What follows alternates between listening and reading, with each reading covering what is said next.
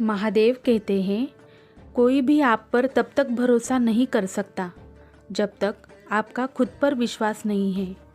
जब कोई पंछी किसी डाल पर बैठता है तो उसे डाली टूटने का डर कभी नहीं होता, क्योंकि उसे उसके पंखों पर विश्वास होता है। जो इंसान चट्टानों की तरह खड़ा रहता है, उसके सामने तूफानों की भी कोई औकात नहीं रहती।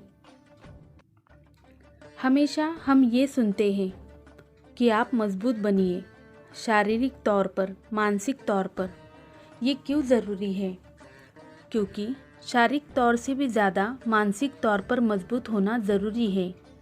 अगर आप अंदर से कमज़ोर हो गए तो शारीरिक तौर पर आप कितने भी मजबूत हो, कुछ फ़ायदा नहीं है, क्योंकि अंदर की मजबूती ही हमें बाहर दिखाई देती है।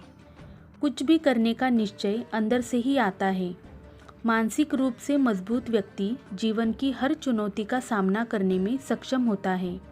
महादेव कहते हैं, इसके लिए आपको हमेशा सकारात्मक सोचना चाहिए।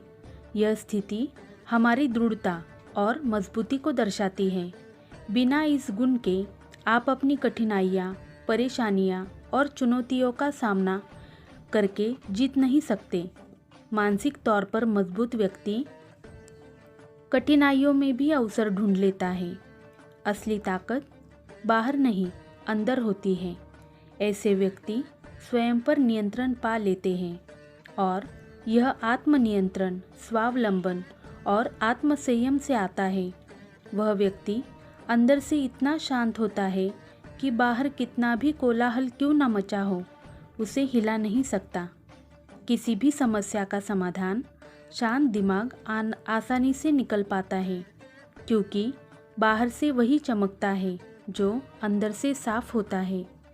मानसिक मजबूती हमें कभी हार मानने नहीं देती। आखिरी दम तक उम्मीद कायम रहती है और हमारी आखिरी उम्मीद हम खुद है। जब तक हम हैं, उम्मीद कायम है। महादेव कहते हैं, मानसिक रूप से मजबूत व्यक्ति अपनी भावनाओं को अच्छे से समझ पाता है, दूसरों के बहकावे में नहीं आता।